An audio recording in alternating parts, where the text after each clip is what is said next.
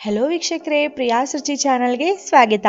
ಇನ್ನೇನು ಹಬ್ಬಗಳು ಸಾಲಾಗಿ ಬರ್ತಾ ಇದೆ. ಏನು ಸಿಹಿ ತಿಂಡಿ ಮಾಡಲಿ ಅಂತ ಯೋಚಿಸ್ತಿದ್ದೀರಾ? ಹಾಗಿದ್ರೆ ಈ ಆರೋಗ್ಯಕರವಾದಂಥ ಬೆಲ್ಲದ ಮೃದುವಾದ ರವೆ ಉಂಡೆಯನ್ನು ಒಂದ್ಸಲ ಟ್ರೈ ಮಾಡಿ ನೋಡಿ. ತುಂಬಾ ರುಚಿಯಾಗಿರುತ್ತೆ. ಮನೆಯಲ್ಲೇ ಇರೋ ಸಾಮಗ್ರಿಗಳಿಂದ ಮಾಡ್ಬೋದು. ತುಂಬ ಕಡಿಮೆ ಸಮಯದಲ್ಲಿ 10 ರಿಂದ 15 ನಿಮಿಷ ಸಮಯ ಇದ್ದರೆ ಸಾಕು. ಸುಲಭವಾಗಿ ಮೃದುವಾದ ಬೆಲ್ಲದ ಆರೋಗ್ಯಕರ ರವೆ ಉಂಡೆಯನ್ನು ನೀವು ತಯಾರಿಸ್ಬೋದು. ಬನ್ನಿ ಇದನ್ನು ಯಾವ ರೀತಿಯಾಗಿ ಏನೆಲ್ಲ ಸಾಮಗ್ರಿಗಳನ್ನ ಹಾಕಿ ಮಾಡೋದು ಅಂತ ನಾವೀಗ ನೋಡ್ಕೊಳ್ಳೋಣ. ಮೊದಲಿಗೆ ಈ ರವೆ ಉಂಡೆಯನ್ನು ಮಾಡೋದಕ್ಕೆ ನಾನು 1 ಕಪ್ ಅಷ್ಟು ರವೆ ತಗೊಂಡಿದ್ದೀನಿ. ರವೆನ ಚಿರೋಟಿ ರವೆ ತಗೊಳ್ಳಿ. ಉಪ್ಪಿಟ್ಟು ರವೆ ಅಥವಾ ಬಾಂಬೆ ರವೆ ಇದ್ರೆ ಸ್ವಲ್ಪ ಮಿಕ್ಸರ್ನಲ್ಲಿ ಗ್ರೈಂಡ್ ಮಾಡ್ಕೊಂಡು ತಗೊಳ್ಳಿ.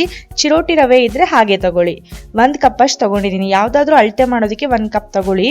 ಅದೇ ಸೈಜಿನ ಕಪ್ಪಿಂದ 3/4 ಕಪ್ ಅಷ್ಟು ಬೆಲ್ಲನ ಕುಟ್ಟಿ ಪುಡಿ ಮಾಡಿ ತಗೊಂಡಿದ್ದೀನಿ. ಅದೇ ಕಪ್ಪಿನ ಅಳತೆಯಿಂದ ಅರ್ಧ ಕಪ್ ಅಷ್ಟು ಒಣ ಕೊಬ್ಬರಿಯನ್ನು ತುರಿದು ಇಟ್ಕೊಂಡಿದ್ದೀನಿ. ಅರ್ಧ ಕಪ್ ಒಣ ಕೊಬ್ಬರಿ ಸಾಕು. ಈಗ 3 ರಿಂದ 4 ಚಮಚದಷ್ಟು ನಾನು ತುಪ್ಪನ ತಗೊಳ್ತಾ ಇದ್ದೀನಿ. ತುಪ್ಪ ಹಾಕಿದ್ರೇ ರವೆ ಉಂಡೆಗೆ ರುಚಿ ಜಾಸ್ತಿ. ಈಗ ನಾನು ಬಾದಾಮಿಯನ್ನು ಕೂಡ ಒಂದು 3-4 ಚಮಚದಷ್ಟು ಸಣ್ಣದಾಗಿ ಕತ್ತರಿಸಿ ತಗೊಂಡಿದ್ದೀನಿ. ಗೋಡಂಬಿ ಕೂಡ ತಗೊಳ್ಳಿ. ಜೊತೆಗೆ ಒಣ ದ್ರಾಕ್ಷಿ, 1 ಚಮಚ ಗಸಗಸೆ, ಅರ್ಧ ಚಮಚದಷ್ಟು ಏಲಕ್ಕಿಯನ್ನು ತಗೊಂಡಿದ್ದೀನಿ. ಈಗ ಒಂದು ಪ್ಯಾನ್ ತಗೊಳ್ಳೋಣ. ಈ ಪ್ಯಾನ್ಗೆ 2 ರಿಂದ 3 ಚಮಚದಷ್ಟು ತುಪ್ಪ ಹಾಕ್ಕೊಳ್ಬೇಕು. ಒಂದು ಸ್ವಲ್ಪ ತುಪ್ಪನ ಉಳಿಸಿಟ್ಕೊಂಡಿರಿ. ಈಗ ಈ ತುಪ್ಪ ಪೂರ್ತಿಯಾಗಿ ಕರಗಿದ ಮೇಲೆ ಒಂದೊಂದೇ ಡ್ರೈ ಫ್ರೂಟ್ಸ್ನ ಹಾಕಿ ನಾವು ಫ್ರೈ ಮಾಡ್ಕೊಳ್ಳೋಣ. ಮೊದಲಿಗೆ ಸಣ್ಣದಾಗಿ ಕತ್ತರಿಸಿ ಇಟ್ಕೊಂಡಿದ್ನಲ್ಲ ಆ ಬಾದಾಮಿಯನ್ನು ನಾನು ಹಾಕ್ಕೊಳ್ತೀನಿ. ನೋಡಿ, ಈ ಥರ ತೆಳ್ಳಗೆ ಉದ್ದಕ್ಕೆ ಕಟ್ ಮಾಡ್ಕೊಳ್ಳಿ, ಚೆನ್ನಾಗಾಗುತ್ತೆ.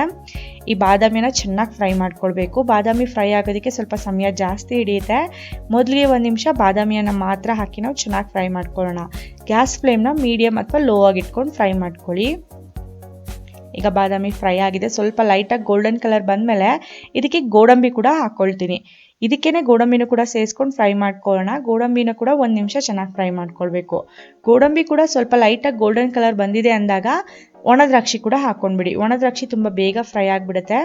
3 ಫ್ರೈ ಮಾಡಿದ್ಮೇಲೆ ಸಪ್ರೇಟಾಗಿ ತೆಗೆದಿಟ್ಕೊಳ್ಳೋಣ. ತುಪ್ಪ ಮಾತ್ರ ಅದೇ ಪ್ಯಾನ್ನಲ್ಲೇ ಬಿಟ್ಬಿಡಬೇಕು. ಡ್ರೈ ಫ್ರೂಟ್ಸ್ನ ಮಾತ್ರ ನಾವು ಸಪ್ರೇಟಾಗಿ ತೆಗೆದಿಟ್ಕೊಳ್ಬೇಕು.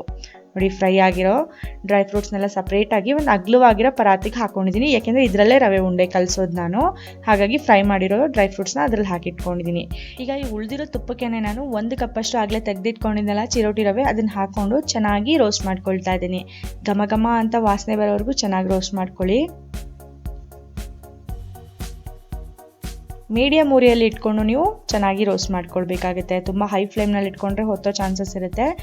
ಮೀಡಿಯಮ್ ಫ್ಲೇಮ್ನಲ್ಲಿ ಇಟ್ಕೊಂಡು ಚೆನ್ನಾಗಿ ರೋಸ್ಟ್ ಮಾಡ್ಕೊಳ್ಳಿ. ಒಂದು 3 ರಿಂದ 4 ನಿಮಿಷಗಳ ಕಾಲ ಚೆನ್ನಾಗಿ ರೋಸ್ಟ್ ಮಾಡಿ ಆದಮೇಲೆ ಇದಕ್ಕೆ ನಾನು ಒಣ ಕೊಬ್ಬರಿಯನ್ನು ಸೇರಿಸ್ಕೊಳ್ತಿದ್ದೀನಿ. ಸ್ವಲ್ಪ ಘಮ ಘಮ ವಾಸನೆ ಬರಬೇಕು. ಆವಾಗ ನೀವು ಒಣ ಕೊಬ್ಬರಿ ಮತ್ತು 1 ಚಮಚ ಗಸಗಸೆ ಹಾಕ್ಕೊಳ್ಬೇಕಾಗುತ್ತೆ. ಗಸಗಸೆ ಮತ್ತು ಒಣ ಕೊಬ್ಬರಿ ಹಾಕಿದ್ಮೇಲೆ ಒಂದು 2 ನಿಮಿಷ ರೋಸ್ಟ್ ಮಾಡಿಕೊಂಡ್ರೆ ಸಾಕು. ಜಾಸ್ತಿ ಏನೂ ರೋಸ್ಟ್ ಮಾಡೋದು ಬೇಡ. ಒಣ ಕೊಬ್ಬರಿ ಮತ್ತು ಗಸಗಸೆ ಹಾಕಿದ್ಮೇಲೆ ಇನ್ನು ಉಳಿದಿರೋ ಸ್ವಲ್ಪ ತುಪ್ಪ ಇರುತ್ತಲ್ಲ ಅದನ್ನು ಕೂಡ ಹಾಕ್ಕೊಂಡ್ಬಿಡೋಣ. 1 ಚಮಚದಷ್ಟು ತುಪ್ಪ ಇವಾಗ ಹಾಕ್ಕೊಂಡಿದ್ದೀನಿ. ಈಗ ಮತ್ತೆ 1 ನಿಮಿಷಗಳ ಕಾಲ ಚೆನ್ನಾಗಿ ರೋಸ್ಟ್ ಮಾಡ್ಕೊಳ್ಬೇಕು.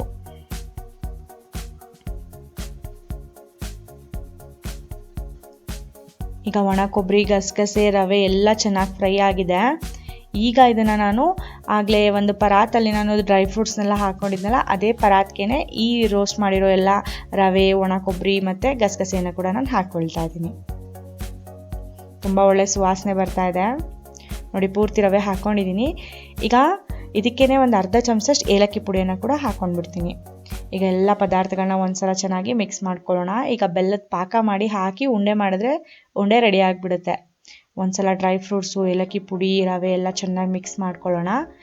ಈಗ ನಾನು ಪಾಕ ಮಾಡ್ಕೊಳ್ತಾ ಇದ್ದೀನಿ.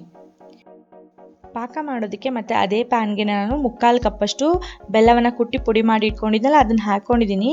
ಬೆಲ್ಲ ಹಾಕಿದ್ಮೇಲೆ ಒಂದು 3 ರಿಂದ 4 ಚಮಚದಷ್ಟು ಅಷ್ಟೇ ನೀರನ್ನು ಹಾಕ್ಕೊಳ್ಬೇಕಾಗುತ್ತೆ. ಈ ಪಾಕಕ್ಕೆ ಜಾಸ್ತಿ ನೀರು ಹಾಕ್ಕೊಳ್ಳೋದಕ್ಕೆ ಹೋಗ್ಬಿಡಿ. 3 ರಿಂದ 4 ಚಮಚದಷ್ಟು ನೀರು ಸಾಕು. ಈಗ ಬೆಲ್ಲವನ್ನು ಪೂರ್ತಿಯಾಗಿ ಕರಗಿಸ್ಕೊಳ್ಬೇಕು ನಾವು. ಈ ರವೆ ಉಂಡೆಗೆ ಪಾಕ ಮಾಡುವಾಗ ನಿಮಗೆ ದಪ್ಪ ಎಳೆ ಅಂಟೆಲ್ಲ ಬೇಡ. ಸಣ್ಣ ತೆಳುವಾದ ಎಳೆ ಅಂಟು ಬಂದರೆ ಸಾಕು.